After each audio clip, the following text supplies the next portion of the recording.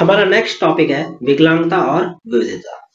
विविधता का क्या मतलब है? कैम्ब्रिज डिक्शनरी के अनुसार विविधता का अलग अलग प्रकार की चीजों या किसी चीज को शामिल करने का कार्य है। सिंपल सी बात है कि विविधता का क्या मतलब है कि एक जगह पे अलग अलग प्रकार की चीजें या फिर लोग हो, अलग अलग लोग या चीजों की एक श्रृंखला। जैसे कि भारत एक विविधता का देश है जहाँ पे आपको अलग अलग प्रकार की जाति के लोग, धर्म के लोग मिल जाते हैं। ठीक है, इस प्रकार से भारत क्या है, एक विविधता वाला देश है। विविधता की धारणा और सीमा में जाति, पंथ, वर्ग, लोग, लिंग, सामाजिक आर्थिक स्थिति, संस्कृति, धर्म और दर्शन के संबंध में व्यक्तिगत मतभेदों को समायोजित करना शामिल है। समायोजित मतलब एक साथ करना शामिल है। मतलब कि विविधता की धारणा में कौन आ जाते हैं? कई सारे जाति के लोग एक साथ रहते हो, कई सारे पंथ के लोग एक साथ रहते हो, कई सारे वर्ग के लोग एक साथ रहते हो, लिंग के एक साथ रहते हो, या फिर जैसे कि आप कह सकते हैं लिंग के आधार पर आप बात करें, पुरुष, महिलाएं, ट्रांसजेंडर, इस प्रकार के और भी कई सारे जो लिंग होते हैं, इस प्रकार के लोग एक साथ रहते हो, जेंडर के लोग रहते हो। साथ में सामाजिक आर्थिक स्थिति के लोग, कुछ लोगों की सामाजिक आर्थिक स्थिति काफी अच्छी हो, कुछ लोगों की खराब हो, कुछ लोगों की मीडियम हो। इस प्रकार के लोग अगर एक साथ रहते हैं तो वो क्या बनती है? विविधता बनती है। भारत देश में सांस्कृतिक, क्षेत्रीय से लेकर भाषाई विविधता तक है। इसका क्या मतलब कि भारत में कई सारी संस्कृति के लोग एक साथ रहते हैं, क्षेत्र, कई सारे अलग अलग क्षेत्रों से लोग आए हुए एक साथ रहते हैं। उदाहरण के तौर पर देखें कि मुंबई और दिल्ली कुछ ऐसे जगह हैं जहाँ पे पूरे भारत में से अलग अलग लोग आते हैं और यहाँ पे आके रहते हैं। दिल्ली क्या है? विविधता से भरा हुआ एक राज्य है। कई सारी अलग अलग भाषाओं के लोग एक साथ रहते हो। निवेदित का महत्वपूर्ण पहलू व्यक्तिगत मतभेदों का सामना करना और उन्हें सकारात्मक रूप से स्वीकार करना है। निवेदित का क्या मतलब है कि बहुत सारे व्यक्तिगत पहलू, अलग अलग लोगों के अलग अलग जो पहलू हैं और उनमें जो मतभेद है उन सबका सामना करना और सकारात्मक रूप से मतलब पॉजिटिव वे में उन सबको स्वीकार करना और एक साथ रखना। कई खुफिया सिद्धांतों में यह उल्लेख किया गया है कि प्रत्येक व्यक्ति के पास अलग अलग प्रकार की बुद्धि होती है। कुछ संगीत में अच्छे होते हैं तो कुछ खेल में अच्छे होते हैं। ठीक है तो कई ऐसे सिद्धांत माने जाते हैं, ठीक है, विश्व भर में ऐसे सिद्धांत माने जाते हैं कि लोगों के पास अलग अलग प्रकार की शक्तियां, पावर्स होती है, जिसके अंतर्गत, ठीक है, वो किस प्रकार की हो सकती है? बुद्धि से रिलेटेड पावर हो सकती है, जिसमें कुछ लोग संगीत में अच्छे हो सकते हैं। आपने देखा होगा कुछ लोग पढ़ाई में अच्छे नहीं होंगे परंतु वो संगीत में या फिर आप कह सकते हैं डांसिंग, खेल में अच्छे हो सकते हैं। इसी प्रकार कुछ लोग खेल में अच्छे होंगे तो कुछ लोग पढ़ाई में अच्छे नहीं होंगे। वही कुछ लोग पढ़ाई में अच्छे होंगे तो बाकी जो सेक्टर्स हैं उनमें उनका कुछ ज्यादा इंटरेस्ट होगा नहीं। इसीलिए व्यक्तियों के बीच में जो मतभेद है कि विभिन्न पहलुओं में सकारात्मक रूप से मनाया जाना चाहिए। विभिन्न कारणों से समाज के कुछ लोगों को अक्सर भेदभाव का सामना करना पड़ता है। कुछ ऐसे कारण हैं जिनके कारणों की वजह से समाज में अलग अलग प्रकार के लोगों को क्या मतभेद, पार्शियलिटी का सामना करना पड़ता है।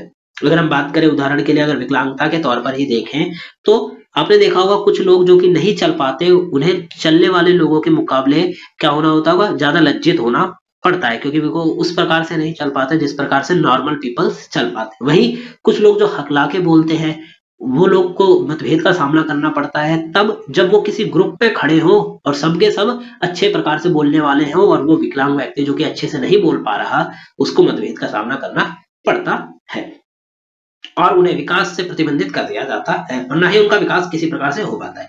अब बात करें विकलांगता विविधता का क्या मतलब है, तो विकलांग व्यक्तियों को विभिन्न प्रकार की बौद्धिक, शारीरिक और सीखने की कठिनाइयां हो सकती है। तो विकलांग व्यक्ति को क्या हो सकती है? बुद्धि से रिलेटेड या शारीरिक रूप से सीखने की जो कठिनाई है उसका सामना करना पड़ सकता है। समावेशी समाज में विकास के लिए सामाजिक और शिक्षा प्रणाली में प्रत्येक विकलांगता को समायोजित करना अत्यंत महत्वपूर्ण हो जाता है। मतलब एक ऐसा समाज जहाँ पे अलग अलग प्रकार के लोग रहते हैं, ठीक है, उस समाज में सामाजिक और शिक्षा प्रणाली में प्रत्येक विकलांगता, मतलब जितने भी प्रकार की विकलांगता है उन सब को क्या समायोजित करना, मतलब जोड़ना एक अत्यंत महत्वपूर्ण पॉइंट बन जाता है। कि मतलब सपोज करिए ये समाज है इतना बड़ा, ठीक है, और आप कह सकते हैं कि ये इस समाज में इतनी सारी आप जो बिंदु देख रहे हैं ये विकलांगताएं हैं, ठीक है, तो अगर इस समाज में इन विकलांगताओं को समायोजित नहीं किया जाएगा तो ये जो विकलांगता वाले लोग हैं ये समाज से परे हो जाएंगे। ठीक है, तो ये क्या होगा, ये उनके साथ एक गलत होगा। इसीलिए समाज में विकलांगता की जितनी भी धारणाएं हैं या विकलांगता, जितनी भी प्रकार की विकलांगता है, उन सबको समाज में समायोजित करना एक जरूरी चीज बन जाता है। प्रदर्शन के आधार पर बच्चों को लेबल करने का मानदंड विकलांगता और गैर स्वीकृति को जन्म देता है। अब देखिए, प्रदर्शन, कुछ लोग क्या करते हैं, जो विकलांग लोग होते हैं उनको प्रदर्शन के तौर पर दिखाते हैं, जैसे कि आप देख सकते हैं ये लंगड़ा है या फिर ये हकला है, इस प्रकार से लोग बोल के आपको क्या कर सकते हैं, प्रदर्शन करते हैं लोगों के सामने। तो क्या करना, प्रदर्शन के आधार पर बच्चों को लेबल करना, मतलब बच्चों के ऊपर एक लेबल लगा देना कि वो हकला है, कि वो लंगड़ा है, कि लूला है, क्योंकि वो उनकी विकलांगता है। ठीक है, तो क्या करती है, ये जो मानदंड है, ये जो कंडीशन है, ये विकलांगता को गैर स्वीकृति, उन लोगों की स्वीकृति नहीं होती इस चीज में, वो लोग नहीं चाहते कि कोई उन्हें लंगड़ा लूला कहे, परंतु क्या करें, कुछ लोगों ने उनके ऊपर लेबल लगा दिया कि ये हकला है या फिर ये गूंगा है। इस प्रकार से भले ही वो गूंगा है, हमें पता है कि वो उनकी विकलांगता है, परंतु हमें उनको इस प्रकार से ट्रीट करना चाहिए कि उन्हें लगे ना कि वो हमसे अलग है, परंतु फिर भी लोग उनपे क्या करते हैं, लेबल लगा देते हैं।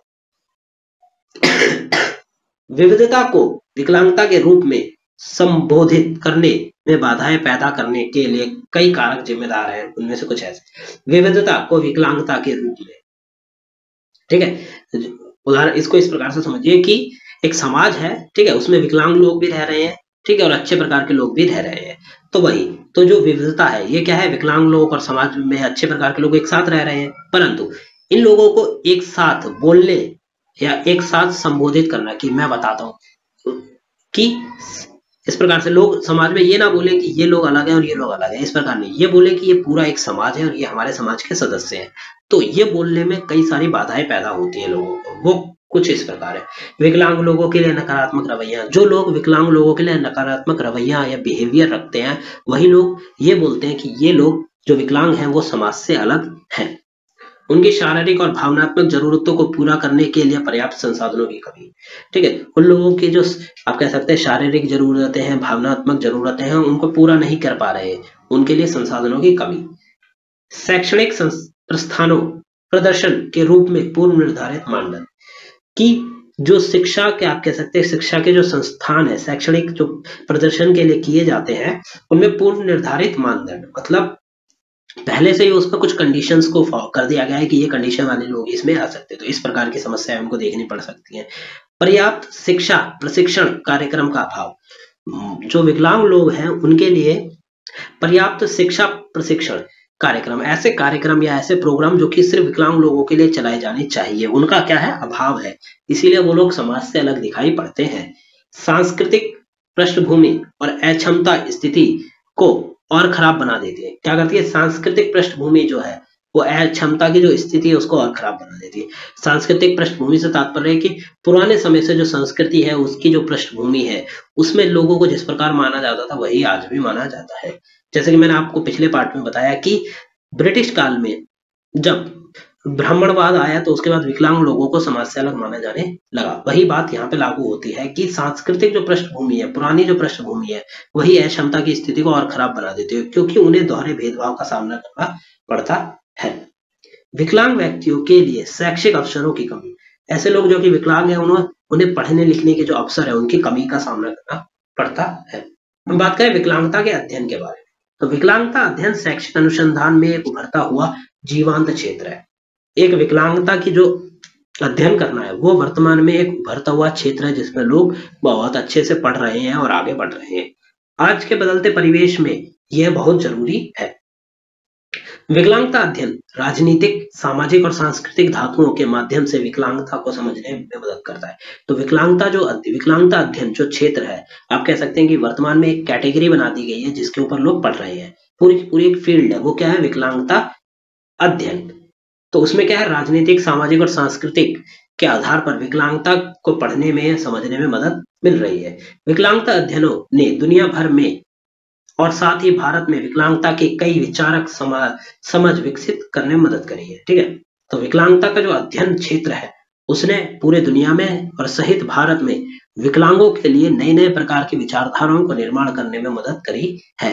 यूरोप और अमेरिका जैसे देशों में विकलांगता अध्ययनों को उनके शैक्षणिक विशेष में स्पष्ट रूप से शामिल किया गया। अब देखिए, यूरोप और अमेरिका में जो विकलांग लोग हैं, ठीक है, उनके अध्ययन के लिए मतलब विकलांगता अध्ययन के लिए एक फील्ड बना दी गई है, शैक्षणिक विशेष रूप से उसको क्या करा गया है, शामिल किया गया है लोगों के सिलेबस में कि अगर कोई चाहता है विकलांगता के बारे में पढ़ना तो वो पढ़ सकता है। विभिन्न विद्वानों और शोधकर्ताओं ने अपने जीवन के विभिन्न पहलुओं में विकलांग लोगों के लिए संघर्ष पर प्रकाश डाला है। तो विकलांग लोगों का जो संघर्ष था उसके लिए कई बड़े-बड़े लोगों ने अपना पूरा जीवन लगा दिया ताकि वो उनके संघर्ष के बारे में लोगों को बता सके। बहुविकलांगता, ये भी एक काफी इंपॉर्टेंट है, ठीक है, और ये बेसिक चीजें जो कि आपको पता होनी चाहिए। बहुविकलांगता से मतलब है कि एक व्यक्ति को एक से ज्यादा विकलांगताएं होना। उदाहरण के लिए एक व्यक्ति अंधा और गूंगा हो सकता है, एक व्यक्ति का गूंगा और लंगड़ा हो सकता है। इस प्रकार की एक से ज्यादा जो विकलांगताएं हैं, 2 हो सकती हैं, 3 हो सकती हैं। तो इस प्रकार की जो विकलांगता है वो बहुविकलांगता के अंतर्गत आती है।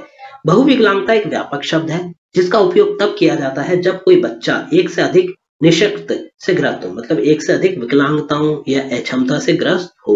उदाहरण के लिए यदि कोई बच्चा अंधा है और साथ ही उसे ऑटिज्म स्पेक्ट्रम डिसऑर्डर या बहरापन है, ठीक है, एक बच्चा अंधा और बहरा है तो वो क्या है, वो बहुविकलांग व्यक्ति है। कई विकलांगों का कारण अब तक ज्ञात नहीं है। कई ऐसी विकलांगताएं हैं जिनका कारण अभी तक ज्ञात ही नहीं है कि उनको किस प्रकार का डिसऑर्डर है। बहुविकलांग बच्चों को बहुत अधिक देखभाल की सहायता की आवश्यकता होती है। तो ऐसे लोग जो कि बहुविकलांग है, बच्चे हैं, ठीक है, उनको बहुत ज्यादा देखभाल की आवश्यकता होती है बिकॉज उनका जीवन सामान्य लोगों से 2 से 3 गुना ज्यादा कठिन होता है। बिकॉज एक व्यक्ति जिसको 2 या 3 विकलांगताएं हैं उसका जीवन आप सपोज कर सकते हैं कि वो कितना कठिन होगा। ना ही वो देख सकता है, ना ही वो सुन सकता है। तो वो किस प्रकार, आप कह सकते हैं कि किस प्रकार अपने आसपास के लोगों को देख पाएगा, या फिर आप कह सकते हैं किस पर जान पाएगा कि उसके आसपास समाज में क्या चल रहा है, ठीक है, उसके दैनिक जीवन में काफी कठिन होगा। बहुविकलांगता को ठीक करने के लिए शीघ्र निदान और हस्तक्षेप की आवश्यकता है। कि बहुविकलांग जो है व्यक्ति है, विकलांगता जो है उसको जल्द से जल्द ठीक करने के लिए क्या करा जाए, हस्तक्षेप करा जाए, तभी वो ठीक हो पाएगा।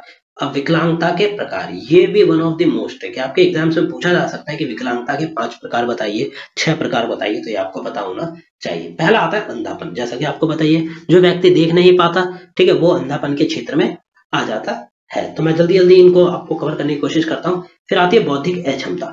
बौद्धिक विकलांगता जिसे सामान्य सीखने की क्षमता, अक्षमता और मानसिक मंदता के रूप में भी जाना जाता है। मतलब बौद्धिक अक्षमता से तात्पर्य है कि एक व्यक्ति सामान्य लोगों की तरह सभी चीजें नहीं सीख सकता, उसे परेशानियां देखनी पड़ती हैं। ऐसी स्थिति जो बौद्धिक कार्य प्रणाली, तर्क सीखने, समस्या समाधान, ठीक है, तर्क देना, किसी चीज को सीखना, किसी समस्या का समाधान करना, ये सब बौद्धिक अक्षमता वाले व्यक्ति के लिए कठिन होता है। और अनुकूलन व्यवहार दोनों में महत्वपूर्ण सीमा की विशेषता है जिसमें प्रत्येक की एक सीमा शामिल है। 3 सामाजिक और व्यवहारिक कौशल, ठीक है। तो बौद्धिक अक्षमता का तात्पर्य है कि एक विकलांग व्यक्ति जिसको बौद्धिक अक्षमता वाली प्रॉब्लम है वो सामान्य लोगों की तरह कई सारी चीजें नहीं सीख सकता, ठीक है, ना ही किसी प्रॉब्लम को सॉल्व कर सकता, ना ही तर्क दे सकता है। फिर आती है लो विजन। इसके नाम से ही पता चलता है कि एक व्यक्ति जिसको लो विजन, जिसको देखने में कमजोरी है, ठीक है, वो लो विजन का मतलब है ऐसी स्थिति जहां व्यक्ति को निम्नलिखित में से कोई भी एक स्थिति हो। पहला आता है दृश्य तक्षणता, मतलब एक व्यक्ति का 6/18 जो है से अधिक हो, या 20/60 से कम, या 3/60 तक, या 10/200 तक। बेहतर आंखों में सर्वोत्तम संभव सुधारों के साथ, ठीक है। तो यहाँ पे नंबर दिए गए हैं, ये आंखों का नंबर है, ठीक है। अगर इसके अकॉर्डिंग होता है तो क्या है, वो लो विजन के अंतर्गत आता है। दृष्टि के क्षेत्र में सीमा 40 डिग्री से कम के कोण को 10 डिग्री तक घटाना, एक ये भी हो सकता है। एक व्यक्ति 40 डिग्री से 10 डिग्री के आसपास ही देख पाएगा। फिर आता है चौथा, कुष्ठ से ठीक व्यक्ति। कुष्ठ जिसे हैंसेन रोग मतलब हैंसेन डिसऑर्डर कहा जाता है। तो कुष्ठ से ठीक व्यक्ति जिसे हैंसेन रोग के रूप में जाना जाता है एक पुरानी संक्रामक बीमारी है जो माइक्रोबैक्टीरियम लेप्राई नामक बैक्टीरिया के कारण होती है। तो ये बीमारी किसके कारण होती है, माइक्रोबैक्टीरियम लेप्राई नामक एक बैक्टीरिया के कारण होती है।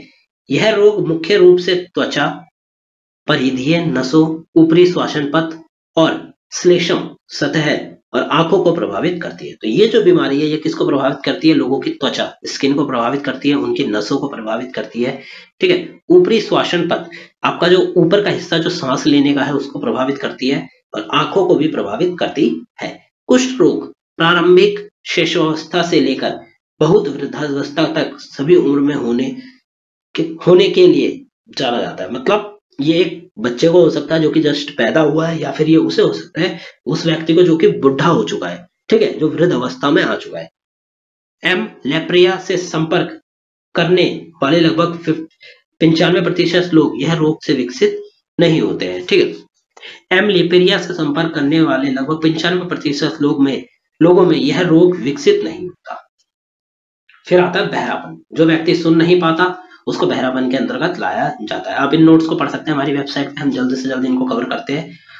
लोकोमोटर डिसेबिलिटी, कड़ाई से बोलती हुई लोकोमोटर डिसेबिलिटी का अर्थ है एक स्थान से दूसरे स्थान पर जाने में समस्या, यानी पैरों में विकलांग। इसका क्या मतलब है? लोकोमोटर डिसेबिलिटी का मतलब कि एक व्यक्ति एक स्थान से दूसरे स्थान तक चलकर नहीं जा सकता बिकॉज उसके पैरों में क्या है? विकलांगता है। किसी भी प्रकार की विकलांगता होती है, लेकिन सामान्य तौर पर इसे हड्डियां, जोड़ या मांसपेशियों से संबंधित विकलांगता के रूप में लिया जाता है, ठीक है। ये विकलांगता किससे हो सकती है? आपकी हड्डियों में से जुड़ी हो सकती है। जोड़ों, जो आपके एंकल्स हैं, ठीक है, जहां पे आपके दो हड्डियां जुड़ती है, ऐसे जोड़ों के पास देखा जा सकता है। मांसपेशियां में हो सकती है। यह व्यक्ति के चलने फिरने की समस्या पैदा करती है, जैसे चलना फिरना, सामान हाथ उठाना या हाथ पकड़ना। इस प्रकार की समस्या इसमें देखने को मिलती है। बौनापन, कम हाइट क्या होती है? एक प्रकार की क्या है? डिसऑर्डर है, ठीक है, विकलांगता है। बौनापन एक विकार है जिसकी विशेषता शरीर की औसत ऊंचाई कम होती है, ठीक है। एक व्यक्ति की औसत ऊंचाई से कम हो सकती है। आपने देखा होगा कई लोगों की नॉर्मल हाइट कितनी होती है लोगों की, ठीक है, वो आप दैनिक जीवन में देख सकते हैं, परंतु कुछ लोग उससे बहुत कम हाइट के होते हैं जिनकी उम्र बहुत ज्यादा होती है, ठीक है। तो वो क्या है? वो बौनेपन के शिकार हो जाते हैं। मानसिक बीमारी या मानसिक विकार सोच, मनोदशा, धारणा, अभिनिवेश या स्मृति के लिए एक महत्वपूर्ण विकार को संदर्भित करता है, जो निर्णय, व्यवहार, वास्तविकता को पहचानने की क्षमता या जीवन में सामान्य मांगों को पूरा करने की क्षमता को बुरी तरह प्रभावित करता है। मानसिक बीमार मतलब दिमाग से रिलेटेड कोई बीमारी। इसके अंतर्गत क्या है? कोई व्यक्ति के अंतर्गत आप कह सकते हैं कि उसको स्मृति मतलब याद रखने में कोई प्रॉब्लम है, ठीक है, अभिनिवेश है, मनोदशा उसकी खराब है, ठीक है, सोचने में उसको कोई प्रॉब्लम आ रही है। तो इस प्रकार की जो चीजें हैं वो दिमाग से रिलेटेड होती है। लोगों को आपने देखा होगा कुछ लोगों को इस प्रकार के डिसऑर्डर में क्या होता है कि वो कुछ ज्यादा सोचते हैं तो उनके दिमाग में दर्द होने लगता है, ठीक है, वो अपने दिमाग पर थोड़ा सा स्ट्रेस देते हैं और उनको प्रॉब्लम आने लगती है। तो इस प्रकार की चीजें इसमें देखने को मिलती है और ये क्या करती है? लोगों की जो आप दैनिक जीवन है उसको बहुत ज्यादा प्रभावित करती है। लेकिन इसमें मंदता को शामिल नहीं किया जाता, जो किसी व्यक्ति के दिमाग के गिरफ्तार या अपूर्ण विकास को स्थिति है, विशेष रूप से बुद्धि के उप सामान्यता की एक विशेषता है। आप मेन चीज याद रखिए, जैसे कि इसका नाम मानसिक बीमारी मतलब दिमाग से रिलेटेड बीमारी, जिसमें कोई व्यक्ति का सोचने समझने की जो शक्ति है वो कमजोर होती चली जाती है। अब बात करें अगले की, जो है autism spectrum disorder. Autism spectrum disorder या न्यूरोलॉजिकल और डेवलपमेंटल डिसऑर्डर है जो संचार और व्यवहार को प्रभावित करता है, मतलब संचार करना और उस व्यक्ति का जो बिहेवियर है उसको प्रभावित करता है। ऑटिज्म का निदान किसी भी उम्र में किया जा सकता है। ये एक ऐसा डिसऑर्डर है जिसका किसी भी उम्र में कर सकते हैं, इसका आप कह सकते हैं उपचार कर सकते हैं, लेकिन फिर भी इसे विकासात्मक विकार कहा जाता है। विकासात्मक विकार से मतलब कि यह समय के साथ साथ विकसित होता रहेगा एक व्यक्ति के अंतर्गत, और आप कह सकते हैं कि समय के साथ साथ इसकी जो पकड़ है किसी व्यक्ति के शरीर पर वो बढ़ती चली जाएगी, क्योंकि लेकिन फिर भी इस विकासात्मक विकार कहा जाता है क्योंकि लक्षण आमतौर पर जीवन के 2 वर्षों में दिखाई दे जाते हैं, ठीक है। तो इसके लक्षण क्या है? अगर किसी व्यक्ति को ये आप कह सकते हैं डिसऑर्डर है तो 2 सालों में लगभग इसके क्या होंगे? लक्षण आपको दिखाई देने पड़ जाएंगे।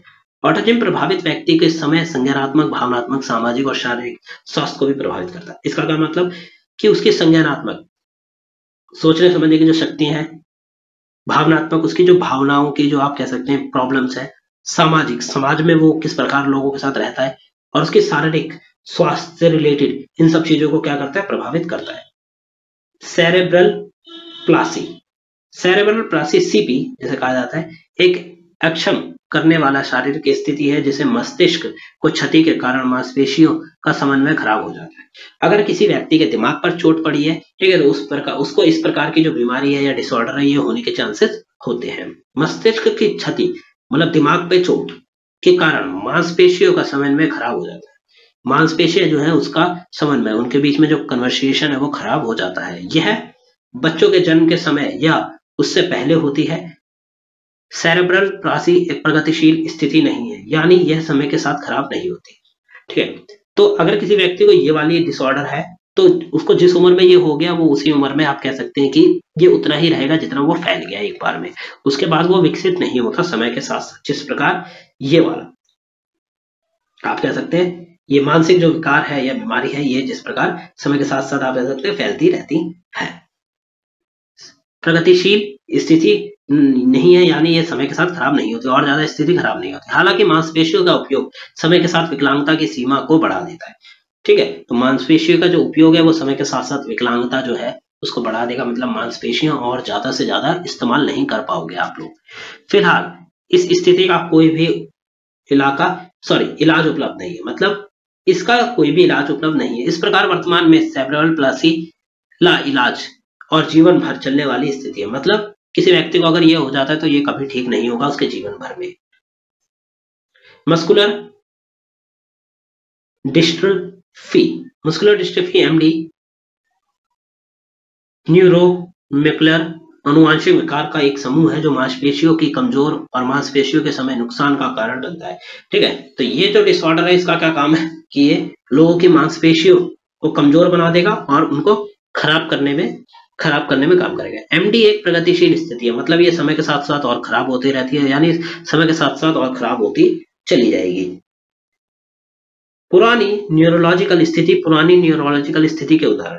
पुरानी न्यूरोलॉजिकल स्थिति जिसमें अल्जाइमर रोग और मनोभ्रंश, पार्किंसंस रोग, डायस्ट्रोमिया, ALS, लो लेगरिंग रोग, हॉर्निटिंग रोग, स्नूयुक्षी रोग, मल्टीपल स्क्लेरोसिस, मिर्गी आघात, ये जो बीमारियां हैं ये पुरानी न्यूरोलॉजिकल स्थिति के अंतर्गत आती है। इनमें से अगर आप एक दो भी याद कर लेंगे तो भी ठीक है, अगर नहीं याद करेंगे आप कोई भी इसमें से 5 से 6 रोग काफी अच्छे से याद करके जाइए। विशिष्ट सीखने की अक्षमता, अक्षम करने वाली स्थिति एक समूह है जो किसी व्यक्ति को सुनने, सोचने, बोलने, लिखने, वर्तन, गणितीय गणना करने की क्षमता को बाधित करती है। तो इसमें क्या है, विशिष्ट सीखने की अक्षमता। कोई व्यक्ति कुछ विशिष्ट चीजें सीखने में अक्षम होता है, जैसे सुनना, सोचना, बोलना, लिखना, वर्तन करना, गणितीय आप कह सकते हैं गणित या फिर गणना करना को क्या करता है, बाधित करती है। इनमें से एक या अधिक अक्षमताओं में बाधा आ सकती है, मतलब इनमें से एक से अधिक चीजें एक व्यक्ति को हो सकती है। फिर आती है multiple sclerosis. Multiple sclerosis MS में शरीर की प्रतिरक्षा प्रणाली केंद्रीय तंत्र पर हमला करती है। अब देखिए ये वाला भी काफी कठिन है और आप कह सकते हैं काफी ज्यादा व्यक्तियों में अगर जिसको ये हो जाता है उसकी स्थिति काफी खराब होती है, बिकॉज ये कहाँ पे हमला करती है, केंद्रीय तंत्रिका पर क्या करती है, हमला करती है, जिसमें मस्तिष्क और रीढ़ की हड्डी शामिल होती है। सपोज करिए कि एक व्यक्ति जिसका दिमाग काम नहीं कर रहा, उसकी रीढ़ की हड्डी काम नहीं कर रही, तो क्या होगा, क्या वो अपना जीवन सही से जी पाएगा? बिल्कुल नहीं, बिकॉज ना ही वो दिमाग से कुछ सोच समझ सकता है और ना ही वो अपने शरीर के आधार पर रीढ़ की हड्डी के कारण वो सही प्रकार से चल फिर या फिर नहीं कर सकता कोई और काम। ठीक है, तो क्या होता है, रीढ़ की हड्डी शामिल होती है। MS के परिणाम स्वरूप न्यूरोसाइंस पर कवर माइलाइन माइन क्षतिग्रस्त हो जाती है। यह तंत्रिका फाइबर को उजागर करती है और तंत्रिकाओं के माध्यम से सूचना प्रभाव में समस्या पैदा करती है। अब देखिए आपके दिमाग के जरिए जो सूचनाएं आपकी रीढ़ की हड्डी होती हुई पूरे शरीर में जाती है, ठीक है, या फिर पूरे शरीर से वापसी दिमाग में जाती है, इन चीजों में परेशानी पैदा करती है ये वाली बीमारी। समय के साथ MS नसों की स्थायी नुकसान पहुंचा सकती है, मतलब समय के साथ साथ और ज्यादा कठिन हो सकती है। वॉक और भाषा विकलांगता, लैरिंगेक्टोमी या वाचघात जैसी स्थितियों से उत्पन्न होने वाली स्थितियां स्थायी विकलांगता जो जैविक या तंत्रिक संबंधी कारणों से भाषण और भाषा के लिए अधिक घटकों को प्रभावित करती है। थैलेसीमिया, थैलेसीमिया एक आनुवांशिक रूप से विरासत में मिली रक्त विकार है। थैलेसीमिया क्या है? ब्लड में एक बीमारी होती है, ठीक है, जो कि आपको आनुवांशिक रूप से मतलब आपके फैमिली मेंबर्स में से ही किसी से मिली होती है। हो सकता है आपके मदर फादर या फिर आपके ग्रैंड पेरेंट्स से मिली हो, ठीक है। जो हीमोग्लोबिन में आप कह सकते हैं कि परेशानी पैदा करती है। जैसे कि हम जानते हैं हीमोग्लोबिन क्या है? प्रोटीन है जो लाल रक्त कोशिकाओं में पाया जाता है। हीमोग्लोबिन शरीर में ऑक्सीजन चारों ओर ले जाने का काम करता है। थैलेसीमिया के परिणाम स्वरूप बड़ी संख्या में लाल रक्त कोशिकाएं नष्ट हो जाती हैं, हो जाती हैं, जिससे एनीमिया होता है, ठीक है। जब आपके शरीर में लाल रक्त कोशिकाएं खत्म होती रहेंगी तो आपको एक बीमारी हो जाएगी जिसका नाम है एनीमिया, ठीक है। एनीमिया के परिणाम स्वरूप थैलेसीमिया से प्रभावित व्यक्ति की त्वचा पीली, थूकना और मूत्र गहरे रंग का हो जाता है, ठीक है। जब आपके शरीर में खून जो लाल रक्त कोशिकाएं हैं वो खत्म हो जाएंगी तो आपको क्या होगा? आपका जो स्किन है वो क्या होगा? पीला पड़ जाएगा, जिसको आप कह सकते हैं एक प्रकार से कि पीलिया। जिस प्रकार से आपको पीलिया में हो जाता है, ठीक है। आपका थूकना नहीं, यहाँ पे थकना है। आपका जो बॉडी है वो बड़ी जल्दी थक जाएगी और मूत्र जो मूत्र है वो गहरे कलर का हो जाएगा, मतलब गहरे येलो कलर का हो जाएगा। सेम ये चीज पीलिया में देखी गई है, ठीक है। बेसिकली पीलिया जब होता है तो व्यक्ति का खून क्या होता है? मूत्र के जरिए काफी ज्यादा खून बहा जाता है, ठीक है। इसको इस प्रकार समझिए कि जब पीलिया होता है तो आपके शरीर पीला पड़ने लगता है, आपका खून जो है वो लाल कलर का वो खत्म होने लगता है शरीर में, और आपका जो मूत्र है, ठीक है, वो गहरे पीले कलर का होता है। फिर आती है होमोफीलिया। होमोफीलिया एक रक्त विकार है जो रक्त में थक्के प्रोटीन की कमी की विशेषता है। इन प्रोटीनों की अनुपस्थिति से रक्त स्वास्थ्य सामान्य से अधिक समय तक चलता है। हीमोफीलिया लगभग हमेशा पुरुषों में ही होता है और इसे अपनी मां से प्राप्त करता है। हीमोफीलिया से महिलाएं शायद ही कभी प्रभावित होती है। सिकल सेल रोग रक्त विकार का एक समूह है जो लाल रक्त कोशिकाओं को सिकल के आकार का मेहापेने या टूटने का कारण बनता है, ठीक है। तो ये क्या है? लाल रक्त कोशिकाएं जो है उनको तोड़ने का काम करता है। ऐसे मेहा बने RBC रेड ब्लड सेल्स की ऑक्सीजन ले जाने की क्षमता काफी कम कर देता है, ठीक है। तो रेड ब्लड सेल्स जो ऑक्सीजन ले जाती है एक हिस्से से दूसरे हिस्से में पूरे शरीर में, उसको कम कर देता है। यह आनुवांशिक रूप से स्थानांतरित रोग है, मतलब स्थानांतरित रोग है, एक से दूसरे में जाएगा, और आनुवांशिक का कारण है कि एक व्यक्ति से दूसरे में, ठीक है, और स्थानांतरित एक स्थान से दूसरे स्थान में शरीर में होता रहेगा। लाल रक्त कोशिकाओं में हीमोग्लोबिन नामक प्रोटीन होता है। यह प्रोटीन जो ऑक्सीजन को बाधित और शरीर के सभी हिस्सों में ले जाता है, ठीक है। तो ये पूरे शरीर में फैल जाती है। बहुविकलांगताएं जिसे बाधिर अंधापन भी शामिल है। तो बहुविकलांगताएं जो कि मैंने आपको ऊपर बता दिया, एक व्यक्ति को एक से ज्यादा क्या होना डिसऑर्डर। एसिड अटैक पीड़ित का अर्थ है तेजाब या इसी तरह के संरक्षक पदार्थों को फेंकने से हिंसक हमले का कारण विकृत व्यक्ति। ऐसा व्यक्ति जिसके शरीर के कहीं से भी अंग पे तेजाब या उसके जैसा जला देने वाला एसिड फेंका गया हो, ठीक है, उसको इस प्रकार के विकार हो जाते हैं। पार्किंसंस रोग केंद्रीय तंत्र विकार है जो आंदोलन को प्रभावित करता है। आंदोलन नहीं आएगा, यहाँ पे कोई और शब्द आएगा, ठीक है। पार्किंसंस रोग को झटके और कठोरता की विशेषता है। यह एक प्रगतिशील बीमारी है। प्रगतिशील बीमारी से क्या तात्पर्य है कि ये समय के साथ साथ और ज्यादा खराब होती चली जाएगी, जिसका अर्थ है कि समय के साथ साथ बिगड़ती चली जाएगी। फिलहाल इसका कोई इलाज उपलब्ध नहीं है, ठीक है। तो पार्किंसंस रोग क्या है? केंद्रीय तंत्रिका पर आपका हमला करता है। नेक्स्ट टॉपिक आता है नीतिगत पहल।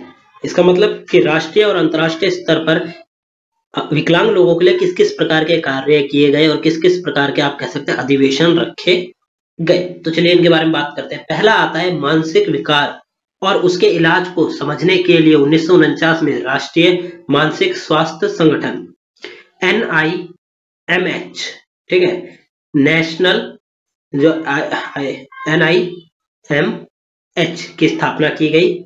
इस संस्थान में रोकथाम और उपचार की बड़ी कंपनियों के विकास के लिए नवदैनिक शोध किए जाते हैं। फिर आता है दूसरा देहरादून में राष्ट्रीय दृष्टि विकलांग संस्थान, जो दृष्टिबाधित बच्चों की शिक्षा और पुनर्वास का केंद्र है, को सोसाइटी के रूप में पंजीकृत किया गया था। ठीक है, तो देहरादून में एक संस्थान खोला गया, राष्ट्रीय दृष्टि विकलांग संस्थान, जो कि उन लोग विकलांग बच्चों जो कि अंधे हैं, ठीक है, जो देख नहीं सकते, दृष्टिहीन है, उनके लिए उनकी जो शिक्षा का है और पुनर्वास का केंद्र है, मतलब वो वहां पे पढ़ेंगे भी और वहां पे रहेंगे भी। 1982 में सोसाइटी पंजीकरण अधिनियम 1860 के तहत इसकी शुरुआत 1943 में पुनर्वास के लिए हुई थी, जो युद्ध में अंधे हो गए। ठीक है, ऐसे बच्चे जो कि किसी युद्ध के कारण अंधे हो गए हैं, ठीक है, जिनकी आंखों की रोशनी चली गई है, उन बच्चों के लिए इस प्रकार के संस्थान का निर्माण किया गया, जहां पे वो रहेंगे भी और उनका पढ़ाई वढ़ाई का भी काम सब रिलेटेड वहीं पे होगा।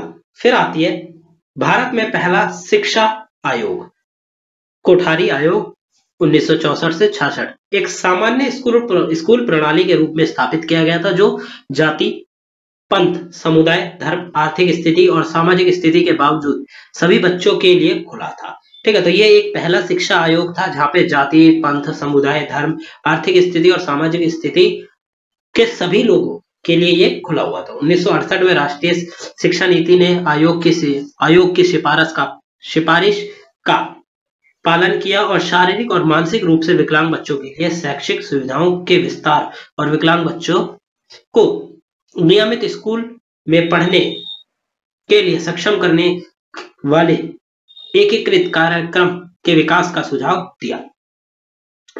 तो भारत की जो शिक्षा आयोग था, ठीक है, 1968 में वहां पे क्या हुआ, शिक्षा नीति की जो आप कह सकते हैं 1968 में राष्ट्रीय शिक्षा नीति ने आयोग की सिफारिश, जो आयोग था शिक्षा आयोग, उसकी सिफारिश पर क्या करा, विकलांग बच्चों के लिए वहां पे पढ़ाई के कार्यक्रम को शुरू किया गया।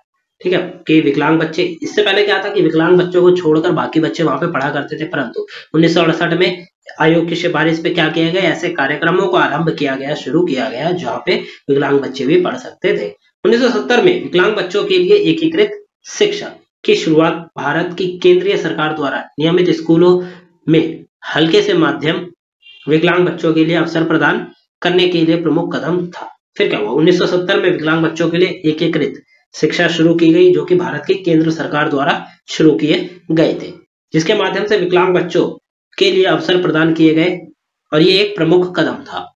इसका उद्देश्य सभी स्तरों पर समाज में विकलांग बच्चों के लिए एकीकृत करना था।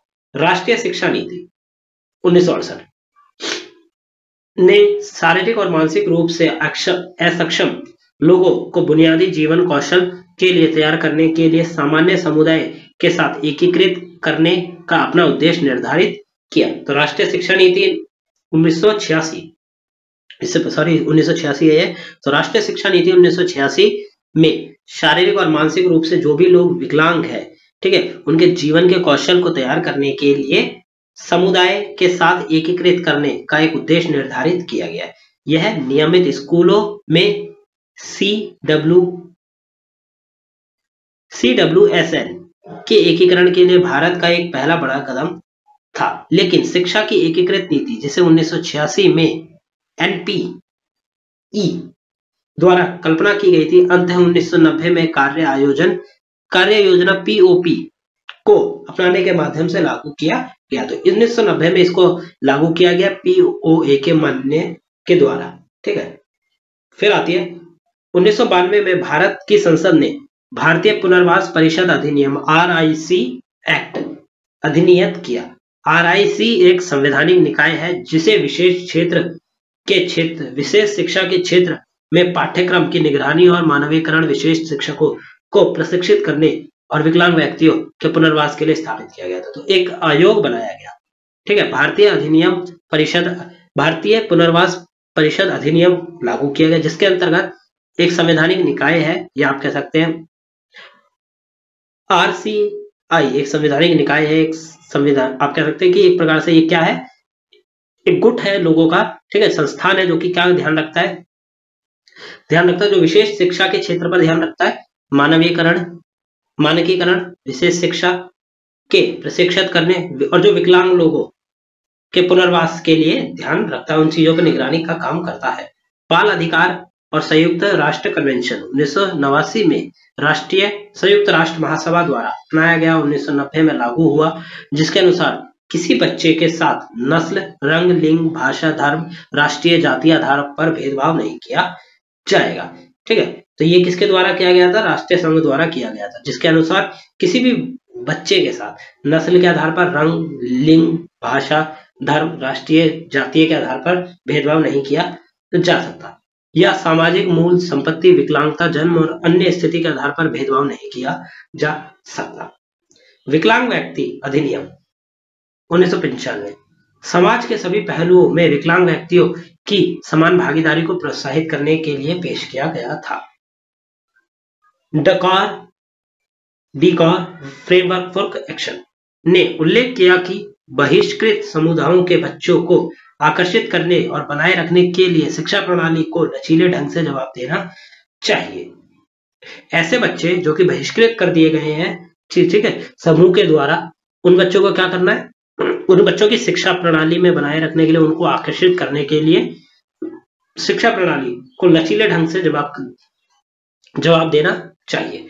2009 में ऐतिहासिक बच्चों का मुफ्त और अनिवार्य शिक्षा का अधिकार अधिनियम पारित किया गया था। इस अधिनियम के अनुसार 6 से 14 वर्ष की आयु के प्रत्येक बच्चे को बिना किसी भेदभाव के प्रारंभिक शिक्षा पूरी होने तक मुफ्त अनिवार्य शिक्षा प्रदान की जाएगी। मतलब 6 से 14 वर्ष का कोई भी बच्चा फ्री में गवर्नमेंट स्कूल में एजुकेशन प्राप्त कर सकता है। उससे कोई भी, आप कह सकते हैं कि पैसा नहीं लिया जाएगा और अच्छी से अच्छी शिक्षा उसे प्रदान की जाएगी। ये वाला अधिनियम 2009 में आया था, जिसके तहत कई बच्चे पढ़े हैं। ठीक है, जिसके तहत स्कूलों में आज भी, सरकारी स्कूलों में आप देखा होगा कि बच्चों से कोई फीस नहीं ली जाती, उन्हें फ्री ऑफ कॉस्ट पढ़ाया जाता है जब तक कि वो, आप कह सकते हैं कि 9th तक नहीं आ जाते, क्योंकि 9th और 10th में फिर सीबीएसई की फीस पे होती है। किसके लिए? एजुकेशन के लिए, और जो कि एग्जाम्स दिए जाते हैं उसके लिए। तो इस प्रकार की जो गवर्नमेंट के द्वारा चलाई गई चीजें हैं, ठीक है, जो कि इन बच्चों के लिए जो विकलांग है। तो ये हो गया आपका यूनिट 1 का चैप्टर 1 टोटली कंप्लीट।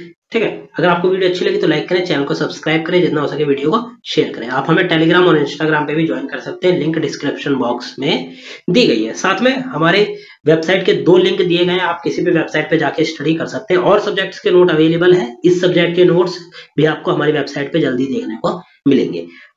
मिलते हैं अगली वीडियो में। Thanks for visiting on my channel guys.